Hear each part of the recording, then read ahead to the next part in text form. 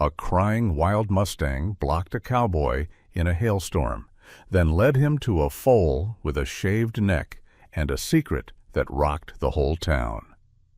Hail hammered the canyon when a wild mustang mare stepped into Wyatt Cole's path, eyes wet, trembling, refusing to run. She didn't attack. She begged. Wyatt followed her into the dark and found a foal barely breathing, with its neck shaved clean like someone had been there before. What Wyatt uncovered next wouldn't just save one life, it would expose a hidden operation that stunned everyone. Hail came down like handfuls of gravel thrown from the sky, striking the tin roofs and hardpan with a sound that made even seasoned horses shy. The canyon south of town swallowed the noise and threw it back in echoes, long and hollow, as if the land itself were breathing through clenched teeth. Wyatt Cole rode slowly along the fence line, collar turned up against the cold, one hand steady on the reins, the other shielding his flashlight from the wind. He was out because a rancher had called about missing cattle, nothing dramatic, nothing that should pull a man out into weather like this. But Wyatt had learned long ago that small problems were how big losses began. He had nearly turned back when the horse appeared. She stepped out of the darkness without warning, close enough that Wyatt's gelding snorted and danced sideways. The beam of light caught her full in the chest, a mustang mare, chestnut coat, soaked nearly black by rain, mane plastered to her neck. She did not bolt. She did not bare her teeth. She stood there, trembling, head low, breath coming in quick white bursts. Wyatt eased his horse to a stop. Wild horses didn't do this. They ran. They vanished into rock and shadow like smoke. This one lifted her head and looked at him, straight on, and something in her eyes, dark, wide, reflecting the broken light, made his chest tighten. Rain streaked down her face in thin lines that looked absurdly like tears. "Easy," Wyatt said, not because he expected her to understand, but because silence suddenly felt too sharp. The mare took a step back, then another. She paused, glanced over her shoulder toward the canyon, and looked back at him again.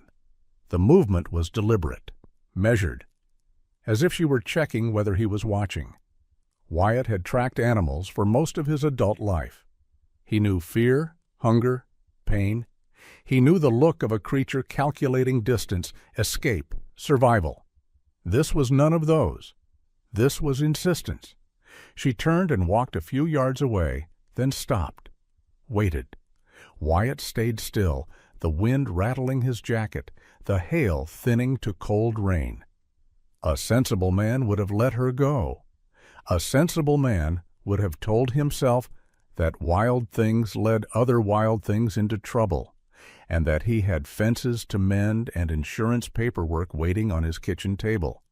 Not time for mysteries that had no place on a balance sheet. Wyatt Cole had spent years training himself to be sensible. But the mare looked back once more, ears flicking forward, and in that brief glance there was something so stark, so unmistakably desperate, that it slipped past every defense he had built since the day he buried his younger brother. "All right," he muttered, surprising himself as much as anyone. "I'm coming." The mare moved at once, as if she had been holding her breath. She picked her way down the slope toward the dry wash, hooves finding purchase where Wyatt would have sworn there was none. Wyatt followed, dismounting when the ground turned slick and leading his horse on foot. The canyon walls closed in, red rock bleeding darker shades under the rain. Water rushed somewhere below, unseen but loud, carrying the sharp scent of whetstone and sage. Every few yards the mare stopped and looked back. Each time Wyatt nodded, a silent promise he wasn't sure he could keep. They found the foal beneath a fallen cottonwood, roots torn up by a flash surge earlier that night. He was small, too small to be out here alone. His coat plastered with mud, legs shaking as he tried and failed to stand. His breath rattled in shallow bursts, each one a question mark. The mare rushed to him, circling, nudging, her low whinny breaking into something thin and broken that made Wyatt's throat burn. "It's okay," Wyatt said, dropping to his knees. He didn't know who he was talking to, the mare, the foal, or himself. He slid off his jacket and draped it gently over the little body, feeling the frantic flutter of a heart beneath his palms. The foal leaned into the warmth, a reflex older than fear, and Wyatt felt something inside him give way. Working quickly, he cleared branches, braced the foal's legs, lifted with care, born of long practice and sudden reverence. Mud sucked at his boots. Rain soaked through his shirt. When the foal finally came free, he sagged against Wyatt's chest, a fragile weight that seemed impossible to trust to human hands. Behind him the mare pressed close, so close Wyatt could feel her breath on his neck. She did not strike. She did not shy. She watched his every movement, muscles coiled, eyes burning with a single, unambiguous demand. "Do not fail us."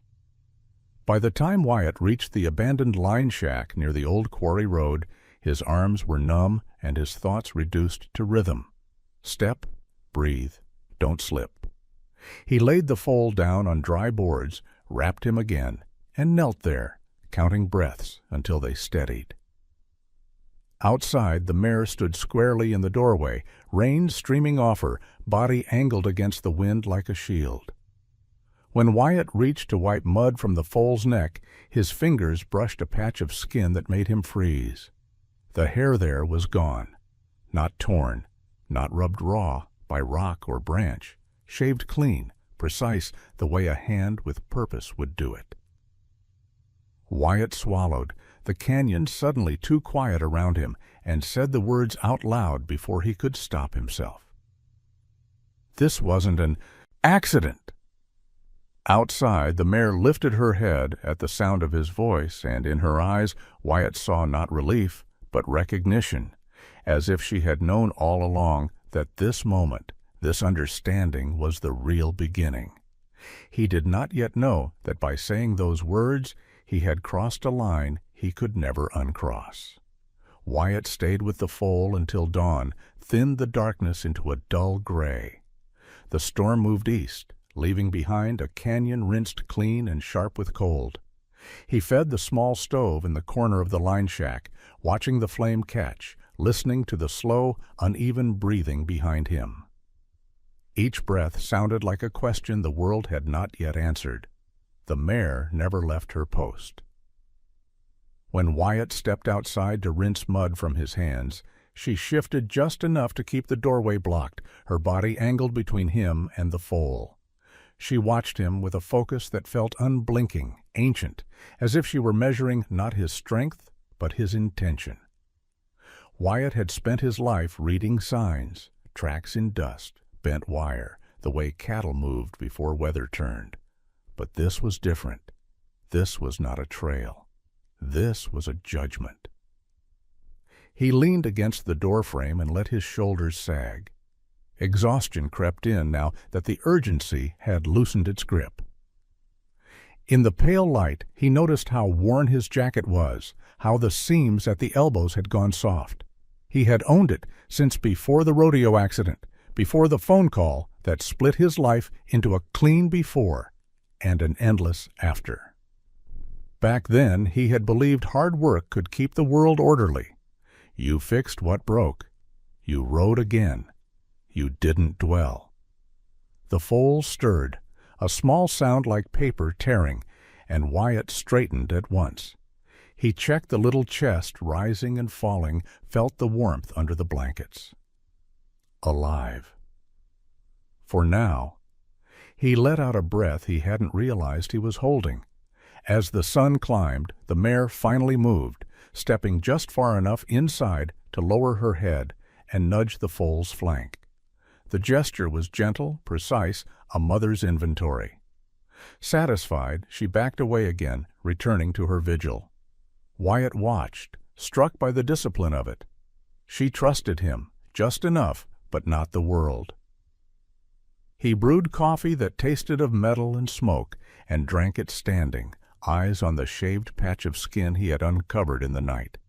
In daylight, it was worse. Clean, intentional. The kind of mark that didn't belong in a canyon.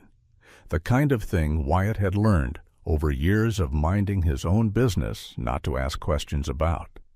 He thought of the ranchers who paid him cash to fix fences quietly, the deals made over tailgates, the unspoken rule that you didn't look too close at what kept the lights on.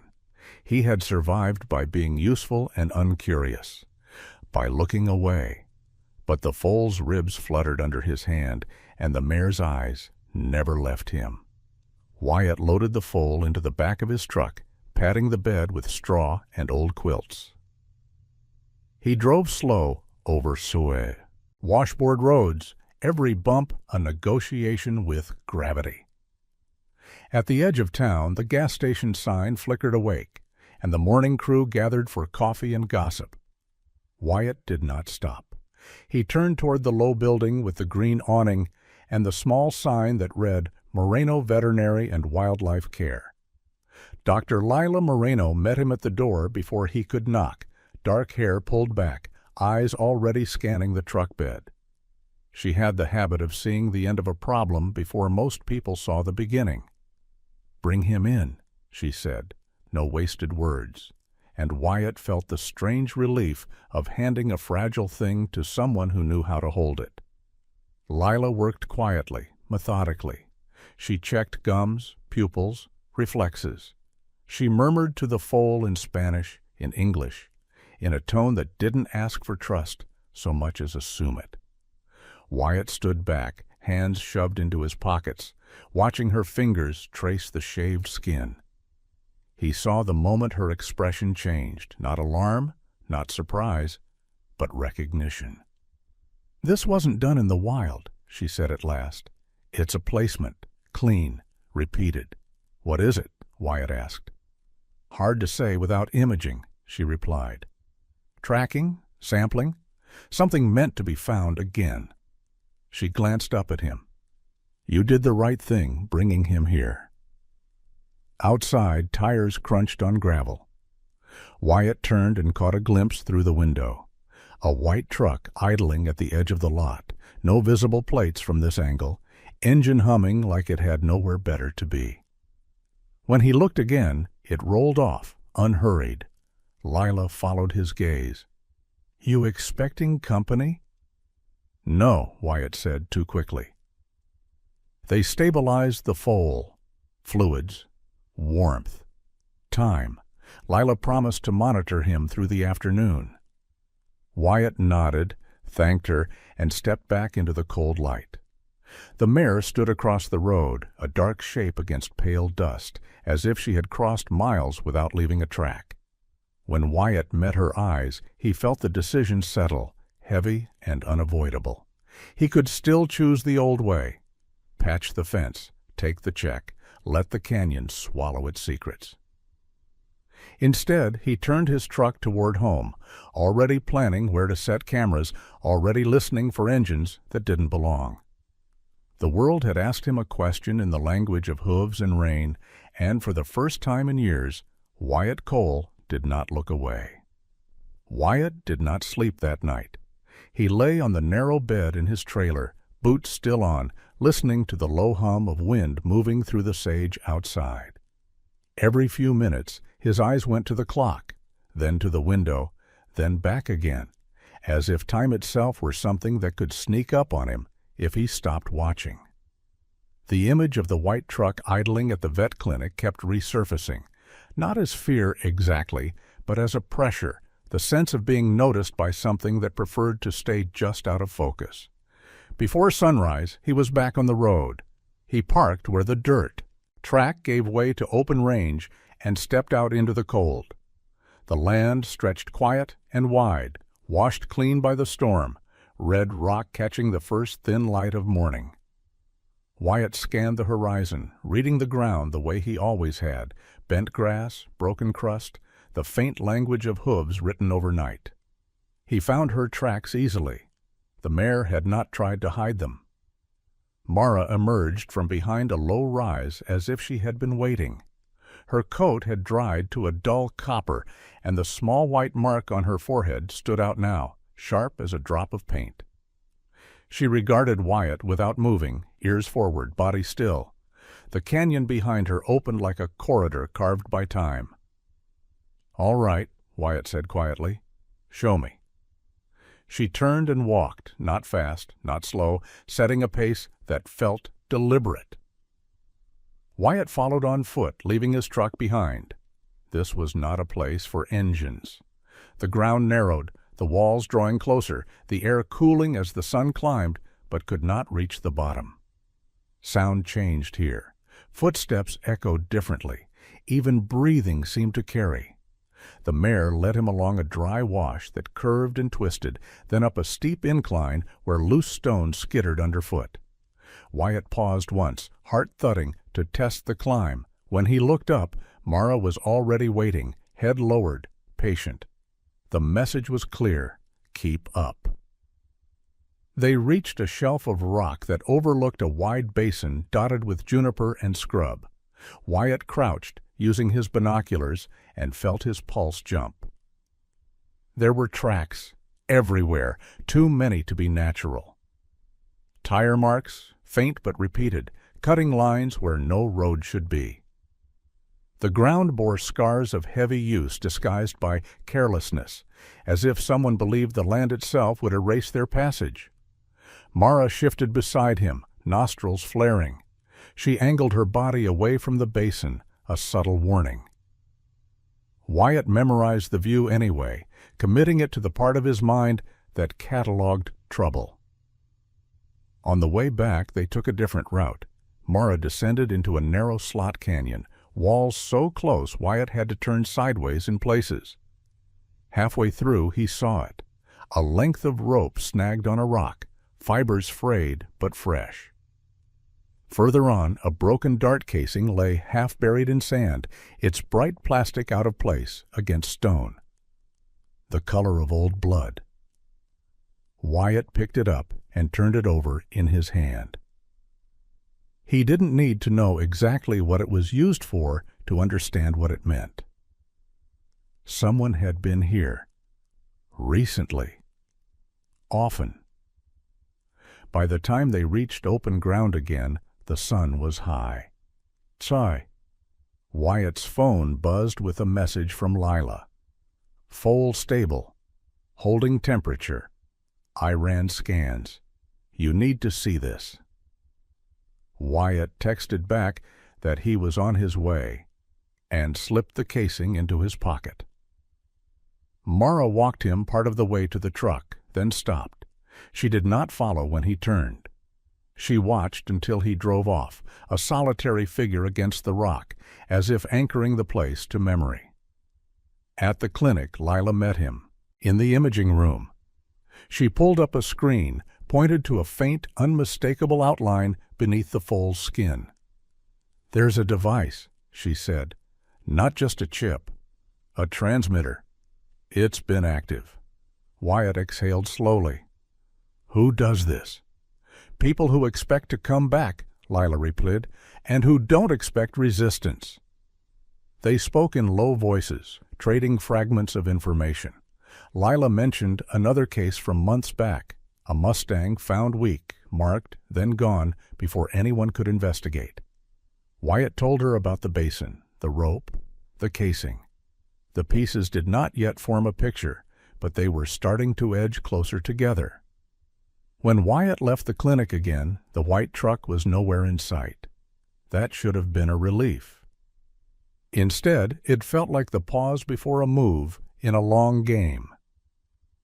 He drove back toward the canyon, not to search this time, but to listen. He parked high and walked down, careful not to leave obvious signs. Near the narrow pass, he found fresh prints, boot soles with a distinctive wear pattern, not ranch issue, not common. He photographed them, measured stride length, marked the location on his phone. Old habits, now repurposed. As dusk settled, Wyatt climbed to a vantage point and waited. The land cooled, colors draining from red to purple to blue. Coyotes called in the distance. Far below, a set of headlights flickered on and off, moving where no public road ran. Wyatt did not approach. Not yet. He watched, counted minutes, traced paths. He let the canyon speak in its own time. When the lights finally vanished, he stood and stretched, joints aching, mind sharp. He knew now that this wasn't about one foal, or even one mare. It was about a pattern hidden in plain sight, and the kind of people who trusted silence more than force. As he walked back toward his truck, Wyatt felt a strange steadiness settle in him. The old instinct to turn away still whispered, but it was quieter now, crowded out by something stronger. He had been led here for a reason. The canyon had opened its mouth and shown him what it was holding, and he was no longer willing to pretend he hadn't seen it. Wyatt drove home by a longer route, keeping to back roads that bent with the land instead of cutting through it. Night settled in layers, the last light slipping behind the mesas like a held breath released. He left his truck short of the trailer and walked the final stretch, letting the dark do its work. If someone was watching, he would not give them an easy outline to follow. Inside, he spread his notes across the small table. Photos of boot prints, a hand-drawn map of the basin, the plastic casing wrapped in a shop rag. He did not label anything yet. He wanted the facts to sit together first, to speak in their own order. That was how the ground worked. It remembered everything, but it never told its story all at once. His phone buzzed. A message from Lila, brief and careful. Device pinged twice today. Same direction. "I'm logging times." Wyatt typed back a single word, "copy," and set the phone face down. He had learned that too much talking made noise. Noise made mistakes. Before dawn, he was moving again. This time, he brought a different set of tools. Trail cameras with fresh batteries, a rangefinder, flagging tape he cut into short lengths so it wouldn't announce itself. He parked high and approached the basin from the east, the way wind usually traveled. The air was thin and cold, carrying the metallic scent of wet stone. He worked slowly, setting cameras at choke points where vehicles had no choice but to pass close. He angled lenses low, trained on axles and undercarriages, on the small details people forgot mattered. Mare appeared mid-morning, cresting a ridge without sound. She did not come close. She stood above him, a lookout on higher ground, her body aligned with the basin below. Wyatt nodded once, a habit he was forming without thinking. He did not speak. Words felt unnecessary here. As the sun climbed, the land changed character. What had looked empty from a distance revealed itself in fragments. A flattened patch where tires had spun, a scatter of cigarette butts ground into dust, a place where the rock face bore scuffs at shoulder height as if animals had been pressed there. Wyatt ran his hand along the stone and felt grooves that were not made by weather. He followed a faint track away from the basin and found an old access road half swallowed by brush. It led toward the abandoned quarry, a place locals avoided because it reminded them of jobs lost and promises broken. Wyatt stopped at the tree line and watched for a long time. Nothing moved. That, too, was information. In the afternoon, he returned to town, keeping his head down, listening more than speaking. At the feed store, he heard a man complain about gates left open near the quarry road. At the cafe, someone mentioned strange lights at night, written off as teenagers or surveyors. Wyatt paid cash and left before anyone asked him how business was. He swung by the clinic after hours. Lila met him in the back, rolling a cart aside so they could talk without being overheard. She showed him a graph, timestamps lining up in a pattern that made his jaw set. "They're consistent," she said. "Same windows, same corridor." "Can you pull it?" Wyatt asked. "Not without risk," Lila replied. "If it's part of a network, removing it could trigger an alert. Whoever's watching would know we're on to them." Wyatt nodded. He thought of Mare standing above the basin, choosing distance over comfort. "Then we watch," he said. "We let them think nothing's changed." That evening, Wyatt returned to the canyon one last time. He didn't search. He sat. He listened to the way sound moved after dark, how engines carried farther than voices, how the land stitched echoes into patterns. Near midnight, he heard it, the low rumble of a vehicle, throttled down, lights off. He did not move. He let the moment pass through him like weather. When the sound faded, Wyatt stood and marked the time. He felt calm, a sensation he hadn't trusted in years. Calm meant readiness. Calm meant he was exactly where he needed to be. As he turned back toward his truck, a shape stepped out of shadow and matched his pace for a few yards. Mare walked beside him, close enough that he could hear the soft scuff of her hooves on gravel. She stopped when he stopped. She did not ask for anything. She did not offer comfort. She simply shared the ground. Wyatt looked at her, at the clean line of muscle, the small white mark on her forehead, catching starlight.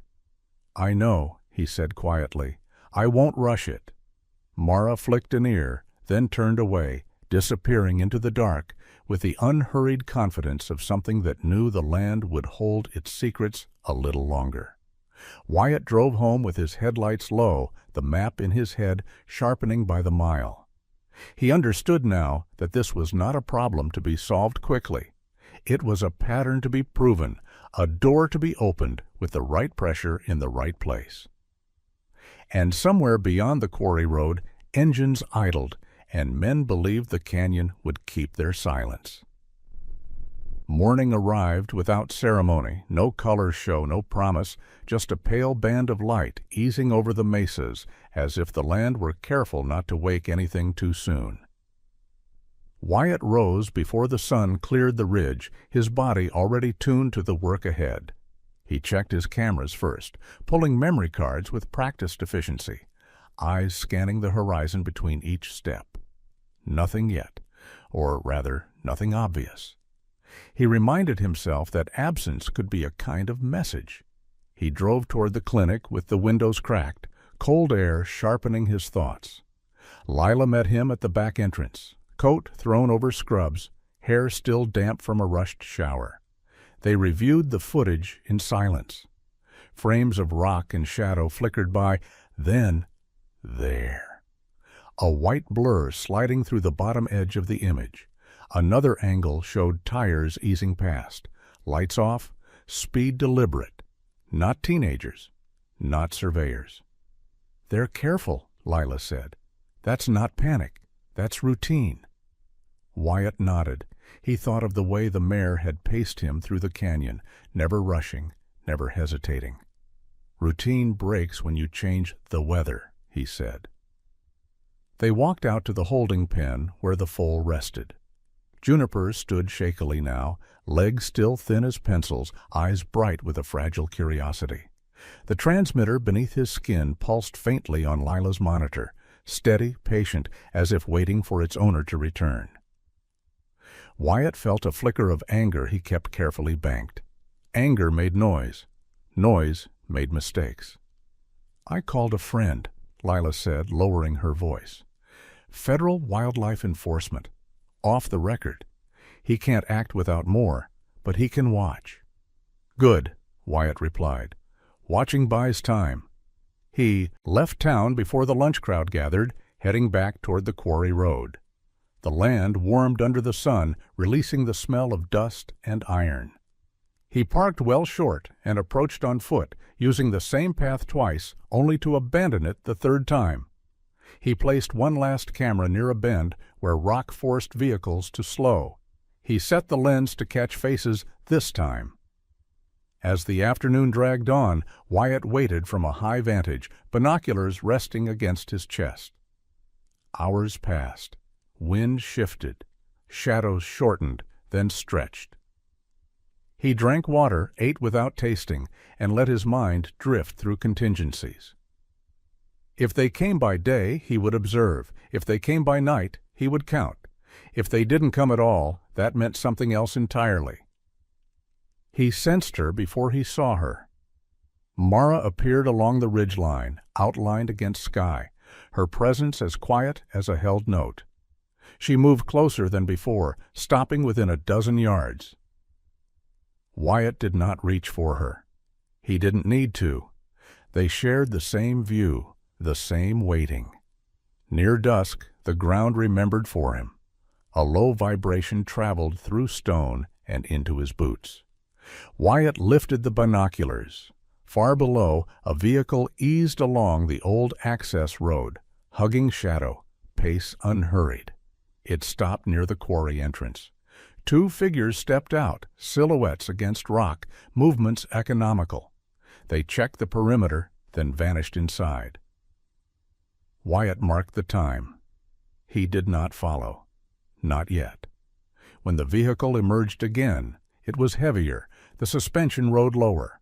Wyatt felt a chill that had nothing to do with temperature. He let the truck pass, memorizing its shape, the rhythm of its engine. He watched until the taillights disappeared and the land exhaled. He climbed down as darkness settled, careful with each step.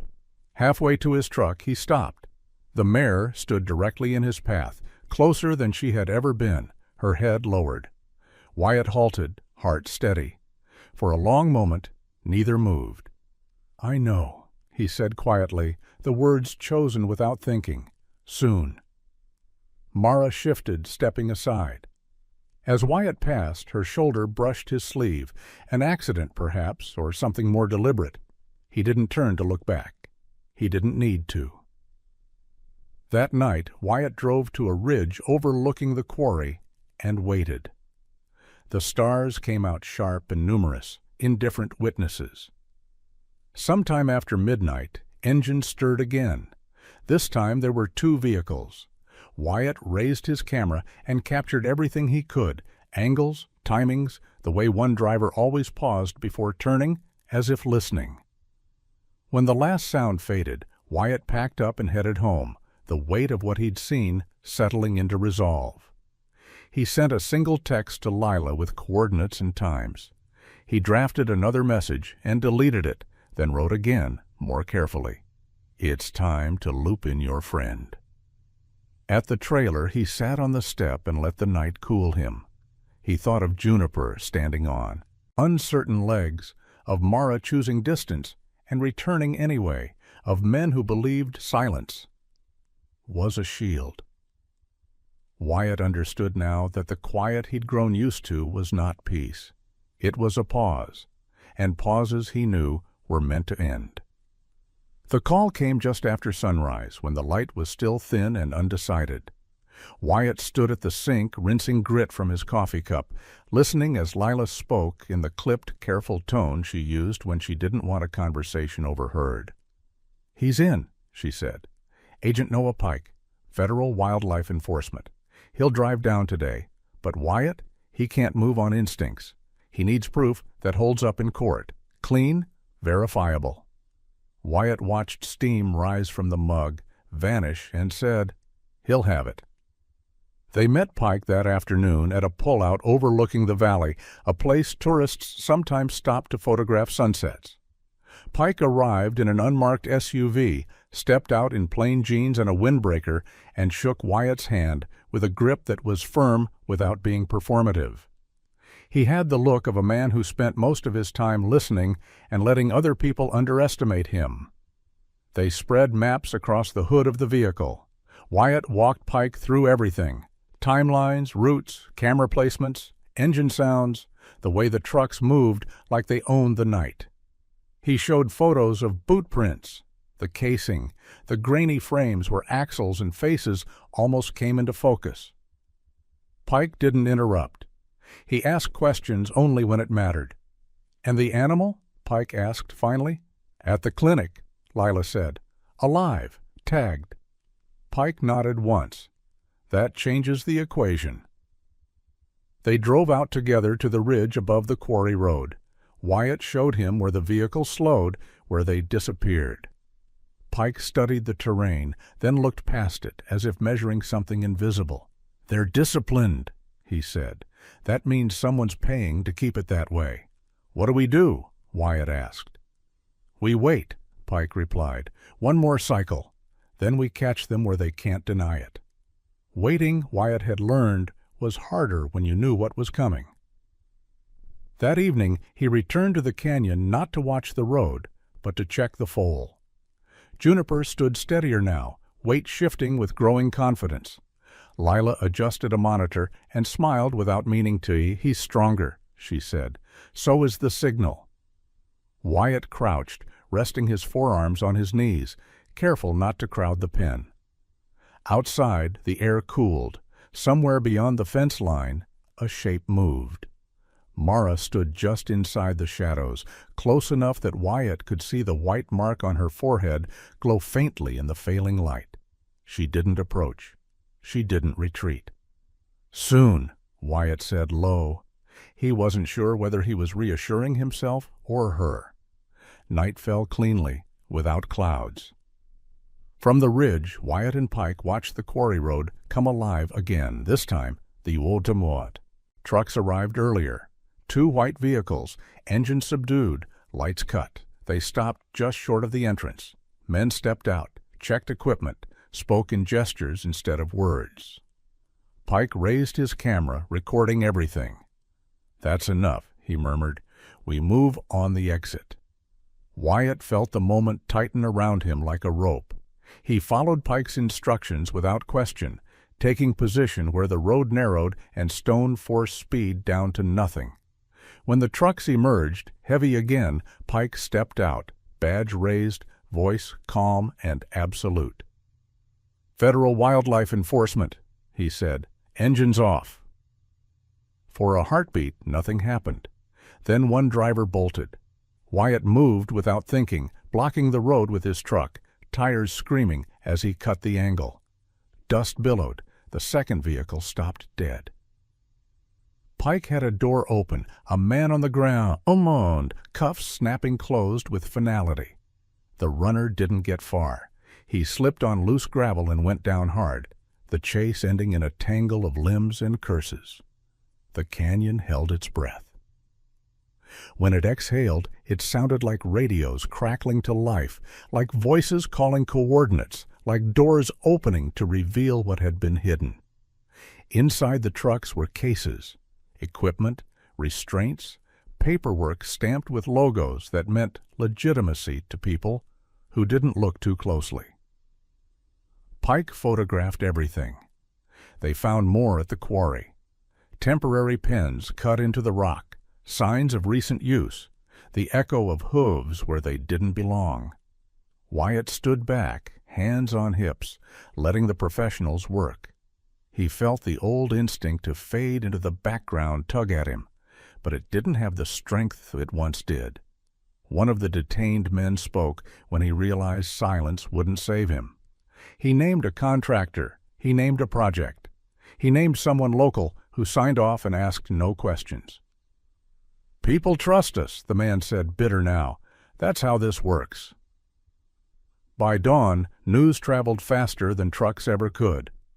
Pike secured the site, called in additional units, and set the next steps in motion. He turned to Wyatt before leaving. "You did the right thing," he said.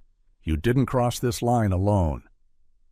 Wyatt nodded, watching the sun lift itself over stone.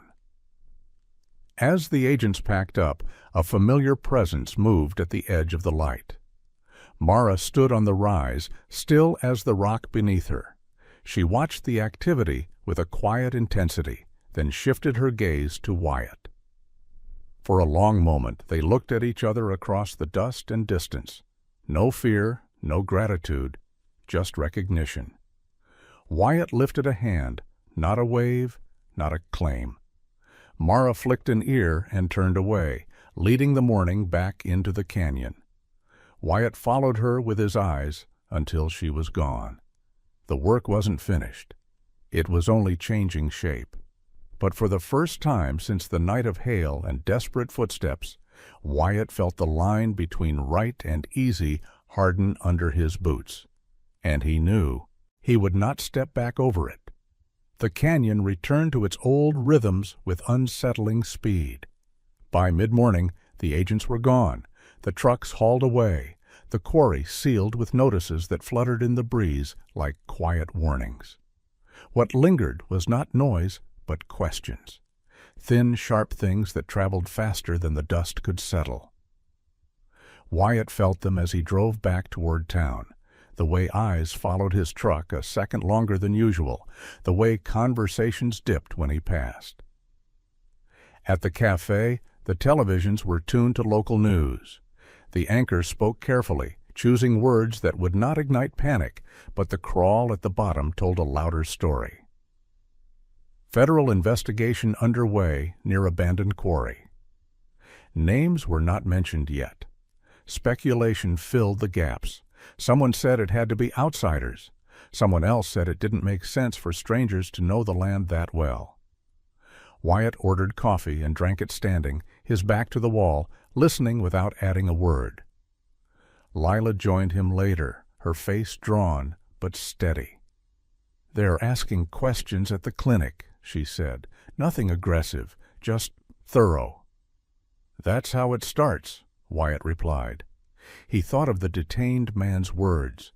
People trust us. Trust, he knew now, was a resource. It could be spent without anyone noticing until it was gone. They drove out together to the edge of town, where a community sign still advertised the upcoming fundraiser for youth programs, a familiar name printed beneath the sponsor list. Lila stopped the car and stared at it, reading the letters as if they might rearrange themselves into something less troubling. "Pike called," she said. "The paperwork in the trucks matches permits filed locally. Environmental monitoring, disease prevention, all signed off." Wyatt didn't ask by whom. He already knew the answer would feel like a betrayal even before it was spoken. By afternoon, the name was everywhere. It moved from whispers to headlines, from disbelief to anger in a matter of hours. A man who cut ribbons, who shook hands, who spoke about stewardship and responsibility. A man who had stood on stages and promised transparency. Wyatt watched the footage once, then turned it off. He had learned that some things were better understood by their effects than their explanations. At the clinic, Juniper shifted his weight with new confidence, the small pen no longer enough to hold his curiosity. Lila smiled despite herself. "He'll need more space soon," she said. "Somewhere quiet." Wyatt nodded. He had already been thinking about the lower pasture by the canyon, the one with good grass and clean water. "I can make room," he said. It wasn't an offer. It was a decision. As evening came on, a crowd gathered outside the town hall. Not a protest exactly, more like a reckoning. People stood in small groups, voices low, faces tight. Wyatt stayed on the edge, close enough to hear, but far enough not to be pulled into anyone's version of events. He saw the man at the center of it all arrive with his lawyer, shoulders squared, expression composed. For a moment their eyes met across the space. There was no triumph in Wyatt's chest, no satisfaction, only a steady, unyielding certainty that this was the necessary shape of things. That night he returned to the canyon alone. The stars were sharp again, the air cool and clear. He walked the fence line he planned to reinforce, marking posts, measuring distances. Work grounded him. It gave his hands something honest to do while his mind sorted through the day. Mare appeared at the far edge of the clearing, not hidden this time. She stood where the grass met stone, watching him work. Wyatt kept his movement slow, deliberate, letting her decide the distance. She stepped closer, then stopped, the line between them thin but unbroken. "It's loud down there," Wyatt said softly, meaning the town, the talk, the turning of public opinion. "It'll get louder." Mare flicked an ear, unimpressed. She lowered her head to graze, tearing grass with calm efficiency. Life, she seemed to say, continued.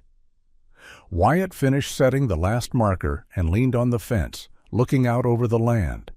He thought of the permits, The signatures, the way harm could wear the clothes of care and walk freely among people who wanted to believe.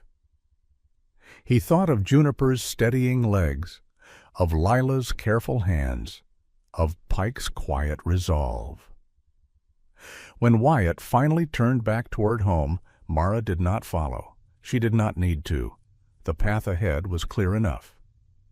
Behind him, the canyon held the night without judgment. Ahead, a town learned what it meant to look at itself without turning away. And somewhere between those two truths, Wyatt Cole prepared for what came next, not as a witness this time, but as someone willing to stand where the ground demanded it. The days that followed did not slow down. They sharpened.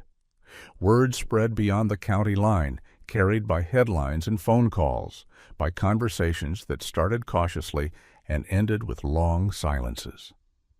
Investigators returned to the quarry with specialists this time, people who wore gloves and measured everything twice. Wyatt watched from a distance as temporary fencing went up and generators hummed to life, their sound foreign against the canyon's older music. What had been hidden was now cataloged, tagged, and photographed under neutral light. Agent Pike checked in every morning. Updates came in fragments. Seized records, shell companies, equipment shipped through 3 states to look harmless on paper. Each piece added weight to a case that no longer belonged to one town or one man. "It's bigger than we thought," Pike said once, not with excitement but with a kind of tired respect. "Which means it'll hold." Wyatt spent his hours preparing the pasture. He replaced rotted posts, tightened wire, and hauled water until his shoulders burned. The work was practical, familiar, and necessary. It kept him from dwelling on the faces he saw on the news, neighbors grappling with disbelief, anger, and the slow realization that trust could be misused without ever raising its voice. When Lila brought Juniper out for short walks, the foal moved with a cautious confidence that felt like a small miracle. His legs were still thin, but they no longer shook. He tested the world with his nose, tugging gently at Lila's sleeve, ears flicking toward every sound. The transmitter was still there, dormant but present, a reminder that healing didn't erase what had been done. "We'll remove it when Pike gives the word," Lila said, watching the foal breathe. "Right now, it's evidence." Wyatt understood. Evidence was what turned stories into accountability. Late one afternoon, as the sun leaned low and turned the canyon walls copper, Mara appeared at the edge of the pasture. She stood there a long time, observing the new fence, the open space, the foal's scent carried on the breeze. Wyatt leaned against a post and waited. He had learned that patience was a language she respected. Mara stepped closer, slow and deliberate. She did not cross the fence line. She did not need to. Her gaze moved from Wyatt to the grass, to the water trough catching light, to the quiet absence of engines. When her eyes returned to Wyatt, there was no question in them this time, only assessment. "That's as safe as I can make it," Wyatt said, not promising more than he could give. Mara lowered her head and grazed, tearing grass in steady pulls. The sound was ordinary and profound all at once. That night, Town Hall filled again, not with shouting, but with statements. Officials read prepared remarks. Lawyers spoke of cooperation.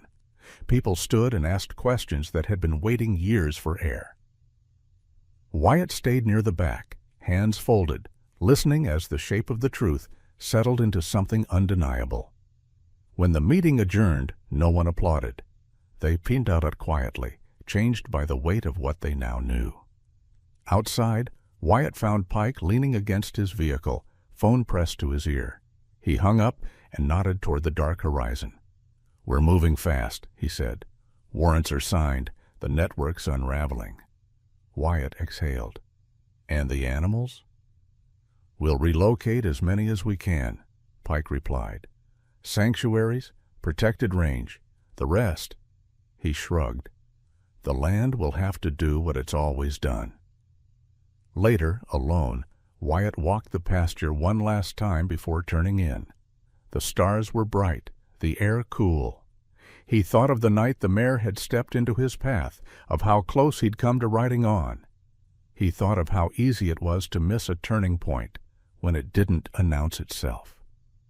From the darkness beyond the fence, Mare watched. After a while, she moved, not away, but parallel to him, keeping pace along the boundary. They walked like that for several minutes, two silhouettes, sharing direction without crossing lines. Wyatt stopped near the gate and rested his hand on the latch. He didn't open it. He didn't need to. The space between them felt right as it was. Some truths came violently, ripping themselves free.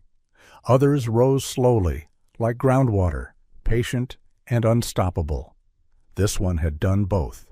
And as Wyatt stood there under a sky that had seen worse and survived, he understood that what mattered most wasn't how the truth surfaced, but what people chose to do once it did. Wyatt's hand stayed on the gate latch a moment longer than it needed to, not because he couldn't open it, but because he finally understood what it meant to let something in and be responsible for what followed. The next morning, that responsibility arrived in the form of a convoy that looked ordinary on purpose. Two unmarked SUVs, a plain pickup, a utility trailer that could have been hauling fence posts. Agent Pike stepped out with a file folder under his arm and a face that held no drama, only consequence. "We're going in," Pike said. "Full entry, full documentation. If there's anything left, today is the day we find it." Lila pulled her coat tighter and nodded once, eyes fixed on the quarry road, as if she could already see the dark mouth of it waiting. Wyatt didn't say much. He didn't need to. He'd learned that the biggest moments rarely felt big until after they were over. They met at the old gate where the county had posted warnings, paper signs flapping in the breeze like they wanted to rip free and fly. Past that, the access road narrowed, and the land began to feel different. Less like open range, more like a place people avoided because they couldn't name what made their skin prickle. Red rock rose on either side, and the air cooled in pockets of shade that never fully warmed. Wyatt rode with Pike in the lead vehicle. Through the windshield, the quarry's entrance looked like a simple cut in the stone, an old industrial scar, nothing more. But when they reached it, Pike didn't stop at the obvious opening. He pointed down a side track Wyatt had always dismissed as a dead end. "Your footage helped," Pike said. "The pattern isn't at the front. It's off to the right." They followed the track until it ended at a slab of corrugated metal set into rock, half hidden by scrub. From a distance it looked like trash, the kind of thing wind could have pushed there over years. Up close it was too intact, too purposeful. A heavy chain looped through a lock box bolted to stone. Pike held up the warrant like a ritual. Then someone with bolt cutters stepped forward, and the lock surrendered with a dull snap that echoed into the canyon. The door groaned when they pulled it open, and stale air rolled out, cool, dry, carrying the faint odor of disinfectant that didn't belong in the desert. Wyatt felt his jaw tighten. Lila's face went still, the expression she wore when she was about to see something she would never forget. Inside, the light changed. Headlamps clicked on, beams cutting through dust. The passage sloped downward, carved and reinforced with old timbers. It wasn't deep at first, just enough to swallow sound. Their footsteps began to echo like they were walking inside someone else's lungs. Then the first pen appeared. It was not dramatic in the way movies made cages dramatic. It was worse, plain and efficient. Temporary fencing, water buckets, feed bags stacked with printed labels. Everything arranged for repeat use, as if the animals were inventory that needed to stay alive only long enough to be processed. A low, shifting sound came from the shadows, and Wyatt's light caught a pair of eyes reflecting back. A Mustang mare stood pressed to the corner, body tight, head low, a number tag hung from her neck. She didn't charge. She didn't bolt. There was nowhere to go. She simply watched, quiet, braced, as if she'd learned the rules of this place, and knew resistance cost energy she couldn't afford. Lila exhaled through her nose, a sound like grief trying not to become anger. "Look at the floor," she said softly. Hoofprints layered over each other in dried loops, drag marks, shavings of clipped hair. In one corner, a small pile of nylon ties and empty packaging cleanly stacked. No chaos, no panic, just organization. Pike's team moved methodically, photographing every angle. They recorded serial numbers on equipment and opened crates with gloved hands. Wyatt hovered near the edge of their light, feeling as if he'd stepped into a room where the desert silence had been used against the living. They went deeper. The passage widened into a larger chamber, and Wyatt's breath caught. More pens, more horses. Not dozens, at least not now, but enough that the air felt thick with their presence, with the heat of bodies that had been held too long in a place that was never meant to hold anything alive. Some lifted their heads at the sound of humans. Some did not.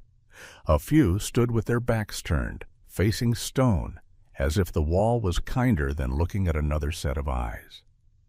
Lila moved slowly, not approaching too quickly, speaking in low tones that carried calm even when her face did not. Pike instructed his people to keep voices down, to avoid sudden motions. The goal was evidence, yes, but it was also to get the animals out without turning the chamber into a stampede that could hurt them. Wyatt's light swept across a table, metal, scuffed, with a stack of folders in neat rows. Clipboards, barcodes, a handheld scanner with dried dust lodged in the buttons.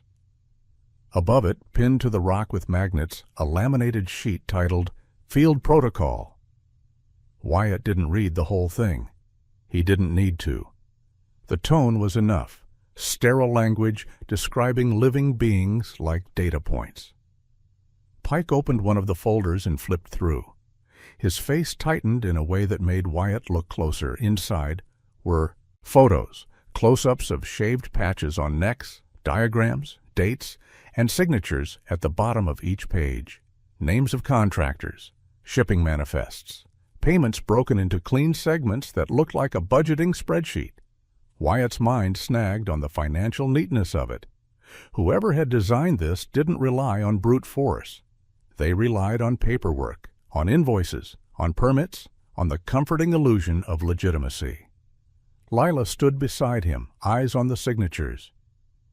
"That's him," she said, her voice barely a whisper.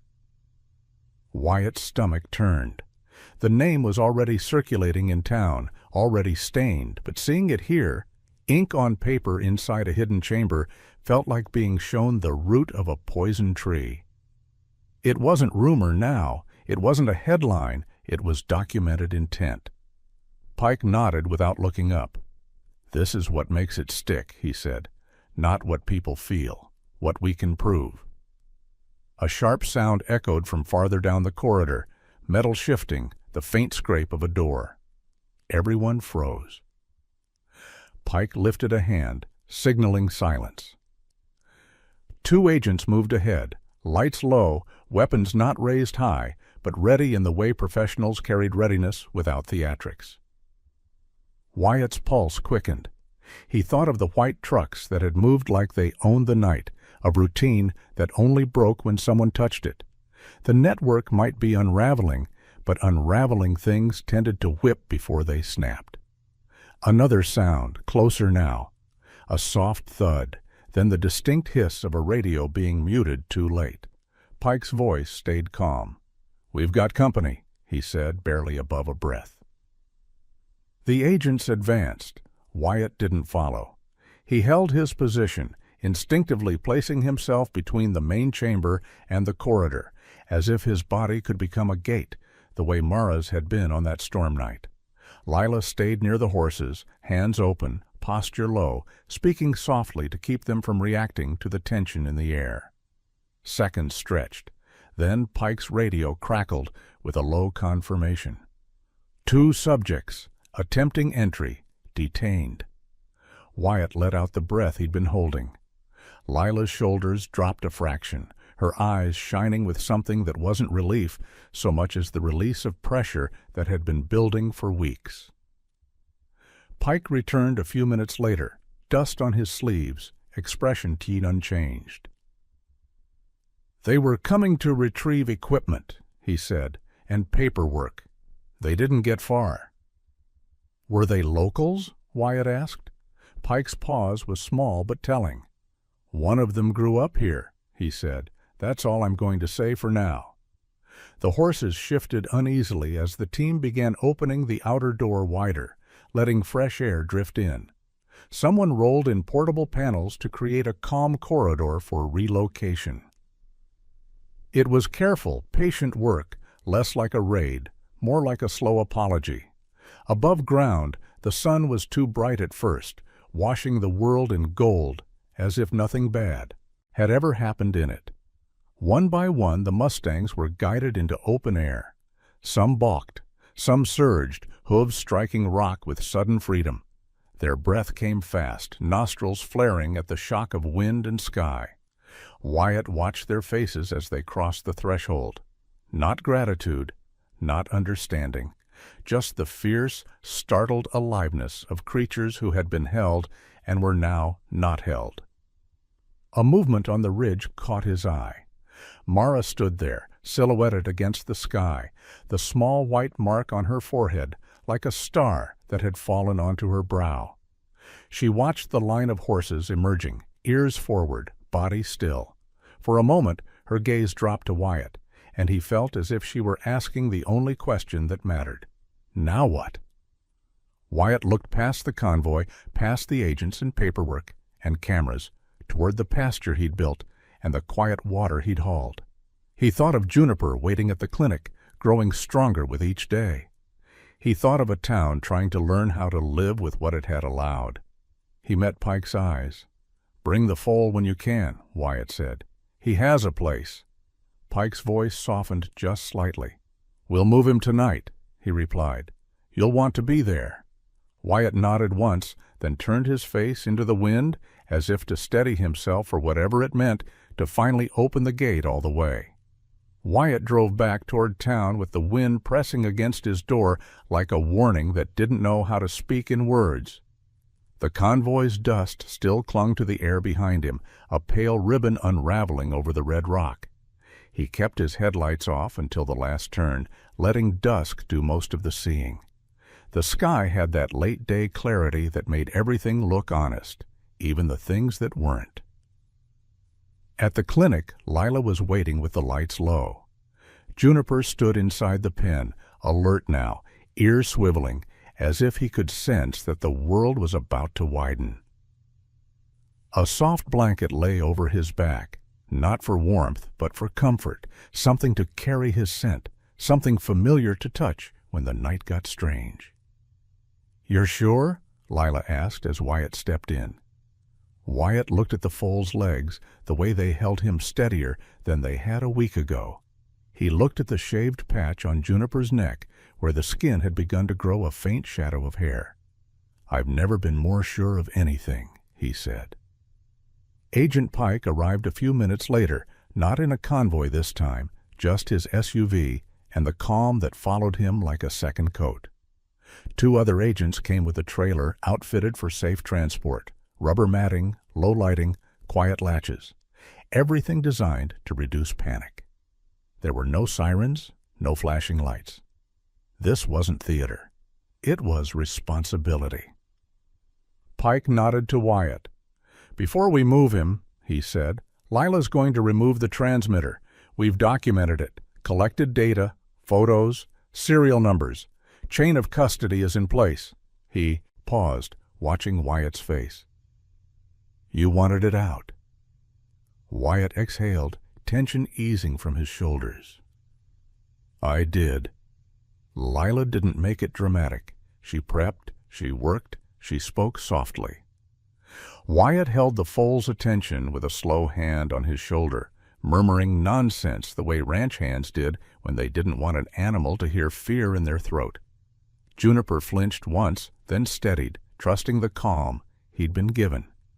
When Lila lifted the small device into a sterile tray, it looked almost insultingly ordinary, just a piece of metal and plastic that had carried so much threat. Pike photographed it, sealed it, labeled it with a precision that turned harm into proof. "That's it," Lila said, letting out a breath. "He's free of it." Wyatt's eyes stung unexpectedly. He blinked and looked away, as if the fluorescent light had gotten too bright. They loaded Juniper into the trailer with patience, no pulling, no force. The foal hesitated at the ramp, head high, nostrils flaring at the new smell of rubber and metal. Wyatt stood beside him, not in front, letting Juniper choose the forward step. When the foal finally walked in, it felt like a quiet victory, one earned, not taken. The drive to Wyatt's pasture was short, but the night made it feel longer. The road out of town curved past the community sign, now blank where sponsors had been removed. The street lights ended, and the land opened into darkness stitched with stars. The trailer's interior light glowed faintly, a soft lantern moving through the desert. At the gate, Wyatt stopped and killed the engine. For a moment no one moved. The silence was immense. It held the canyon, the pasture, the long memory of stone. Then, hoofbeats. Not from the trailer, from the dark beyond the fence line. Mara emerged from shadow as if she had been there all along, standing just outside the pasture's boundary.